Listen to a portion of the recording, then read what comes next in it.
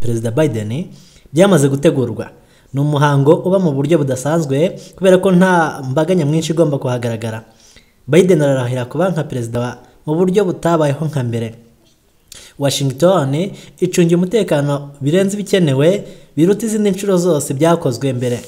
Abapolisi n'abasirikare benshi bari mu mujyi, naho White House ubwayo urugo rushya rwa Perezida Biden bere ku itariki 20 ruzengurukijwe inkuta z'ibyuma bikomeye bicomacometse ku mashanyarazi n'ubugenzuzi bwa kamera de surveillance, yaba ahari burahirire mu cyanya cyitiriwe Abraham Lincoln muri Capitole ndetse n'umujyi wa Washington DC muri rusange biri mu isura idasanzwe. Uyu no muhango umaze igihe kinini cyane utegurwa n'inzego z'umutekano za Security Service. Abashinzwe imyiteguro barangije gutegura cyane icyanya cyiswe National Mall. Habaga hateraniye imbaga y'abantu ibihumbi n'ibihumbagiza baga baje kwitabira ibirori bidasanzwe byo kurahira kwa perezida. Ariko ubu ngubu ntago ariko ibintu bimeze, hatamirijwe amabendera agera ku 200 ya Leta Zunze Ubumwe za Amerika. Amabendera atendera ku biti atambirijwe amabara y'umutuku n'ubururu. Isura y'amahoro yabonetse nyuma y'amaraso. Ibendera rya Leta Zunze Ubumwe za Amerika. Aya mabendera menshi ashaka kugaragaza ko ahagarariye imbaga y'abanyamerika babaga bahari mu bihe bisanzwe byo kurahira, ariko bakaba batabashimutse kubera kwirinda COVID-19 ikomeje kwibasira imbaga by'umwihariko muri Leta Zunze Ubumwe za Amerika. Imaze guhitana neza abantu 400,000. Mu masaha y'ijoro abantu bose bakomeye muri Amerika bunamiza inzirakarengane zazize coronavirus. N'ubundi ahabereye umuhango hacanwe amatara 400,000 azengurutse iki cyanya cya National Mall kugira ngo bunamire aba bantu bazize coronavirus. Abantu amabendera yamanitse niho Bwana Biden ndetse na Kamala Harris baza kurahirira yitegeye ayo mabendera.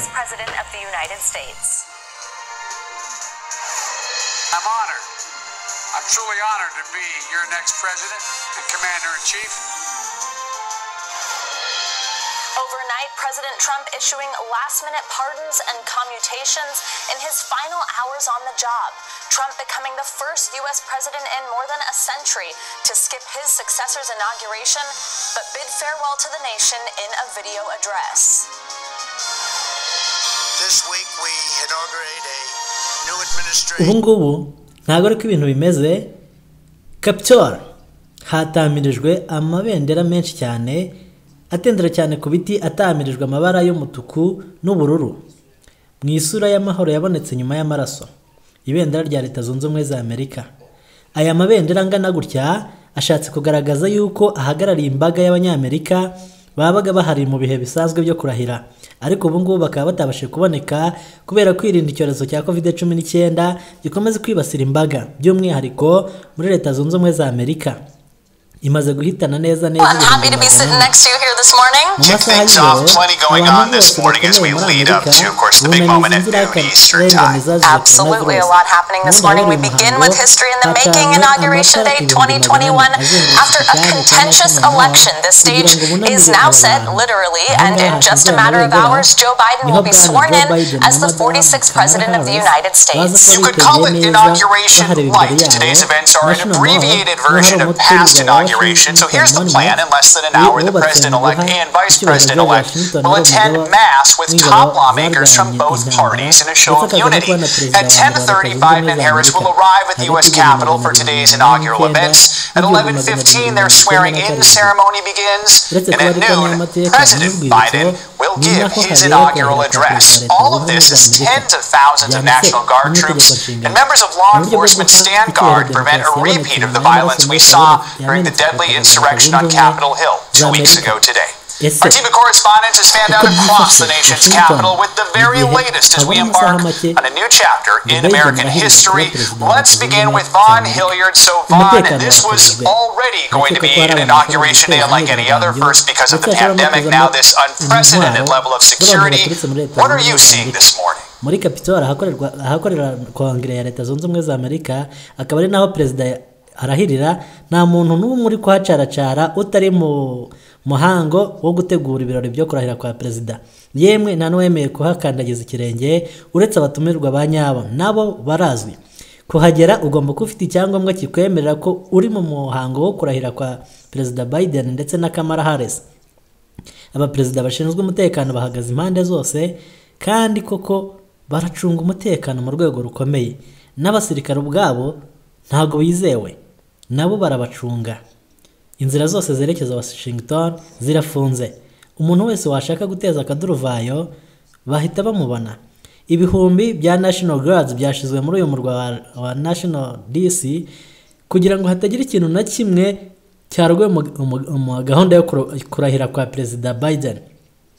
Nyuma y'uko abashyigikiye Trump mu kwezi kwa mbere ku itariki 6 z'ukwa mbere bateye inyubako ya Capitol mu buryo bukomeye, bagakora ibyo abanyamerika batatekerezaga, FBI, ibiro bishinzwe iperereza muri Leta Zunze Ubumwe za Amerika, byatanze impuruza ku nzego z'umutekano muri za leta zose uko ari 50 ko zigomba kuba maso zigacunga ingoro z'inteko zishinzwe amategeko za Capitol zaho, kubera ko mu iperereza bakoze byagaragaye ko abashyigikiye Trump bashobora kongera guteza imyigaragambyo ikaze ku rwego rwo hejuru, ishobora no kuzanwamo intwaro bashaka guhangana n'abashinzwe umutekano. Bishatse kuvuga ko ibintu ari intambara, ibintu ntabwo byoroshye muri Leta Zunze Ubumwe za Amerika. Ubu ngubu leta zitandukanye ziryamiye amajanja, umutekano wakajijwe ngo zirinde imyigaragambyo yakwaduka kuhakorera inteko zishinga amategeko muri buri leta. Nazo ni za Capitol, ariko ubwo ni za Capitol ntoya. By'umwihariko Capitol ya nyayo ya Washington DC ubu ngubu niyo amaso yose y'isi arimo areba. Hamwe hagiye hashyirwa ibyuma ku madirishya mu rwego rwo kurinda yuko abigaragambye bashobora kunyuramo cyangwa se bagateraho amabuye. Ahandi hose You can see right behind me over here. This is a souvenir store and they've got the Joe Biden paraphernalia here ready to go. There's just not quite people here. Usually you'd see already hundreds of thousands of folks up on these streets getting onto the National Mall hours ahead of this inauguration on the cold morning, yet it's a quiet one here. That is not going to stop this inauguration, though, from taking place in a full cast of events ahead. I want to bring in Ali Vitali. Ali, President Trump is expected to leave the White House for Mar-a-Lago in about an hour. That's before today's events really get underway. He obviously won't be at the inauguration, as we've been reporting, but we know Vice President Pence will. Who else can we expect to see at today's ceremony?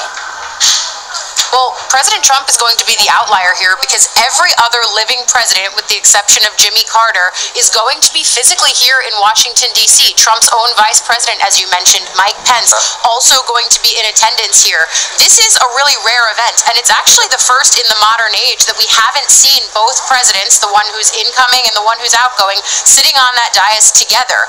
There are a few implications of that, and one of them is when you consider the passing of the nuclear football, that briefcase that military aides carry around in proximity to the president, it's going to be handed off for the first time a little bit differently this time around, because people have told our colleagues Carol Lee that what they're going to do is down at Mar-a-Lago, the military aide who's holding President Trump's nuclear football at 11:59:59 will hand that off, and then here in Washington, D.C., the active football will be in the possession of now President Joe Biden. So it's the first time in the nuclear age that we've seen that, and it's another piece of fallout of the fact that Donald Trump is not going to be here in Washington. He's going to be flying out on Air Force One. The title of that plane changes when he's no longer the president, so he's really getting that one in under the wire, I suspect, on purpose.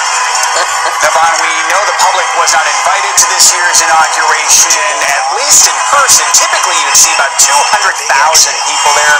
Still, a lot of special performances are planned. What more can you tell us about that? Good evening. I think the ones with the best view are going to be those National Guardsmen and women here. There's more than 25,000 of them, I'm told, here in the area, essentially building a perimeter around this greater area. This is as far as the general public can go, and we're a good many blocks away from the Capitol.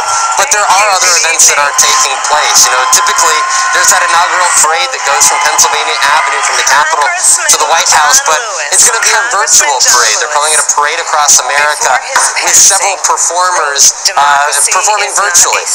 The president-elect and the vice president-elect, once they are sworn in and become president and vice president, their first stop is going to be over at Arlington National Cemetery at 2 o'clock. We should note they're going to be joined by the Obamas, the Bushes, as well as the Clintons. And then later on this evening, There's another ritual.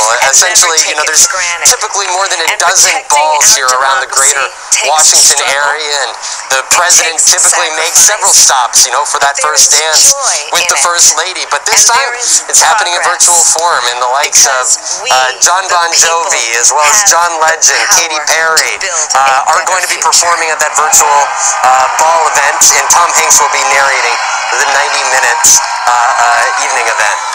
It is kind of neat when our very democracy was on the ballot in this election. Imihanda minini ya Washington nayo irafunze.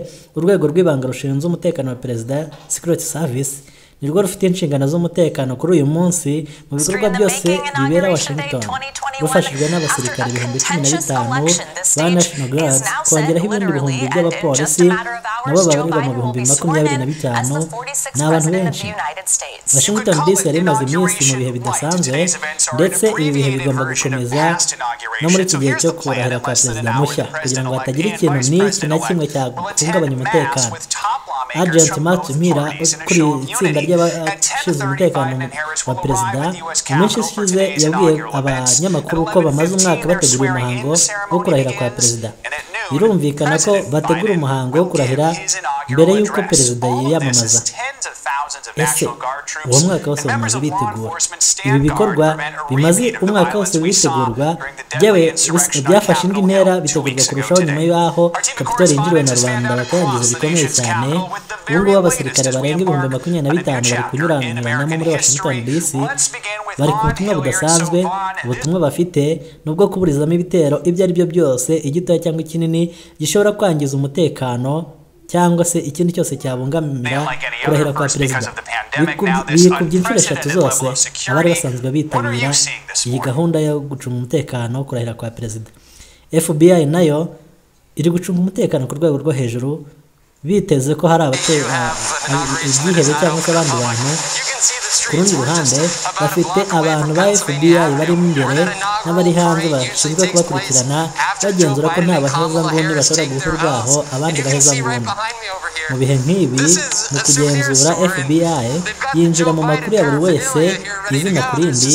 Muri abo basirikare bashyizwe ku burinzi bakagenda bagenzura icyitwa database ziba ziri muri FBI kugira ngo barebe niba nta kintu giteye ubwoba cyangwa se kidasanzwe bashobora kubona.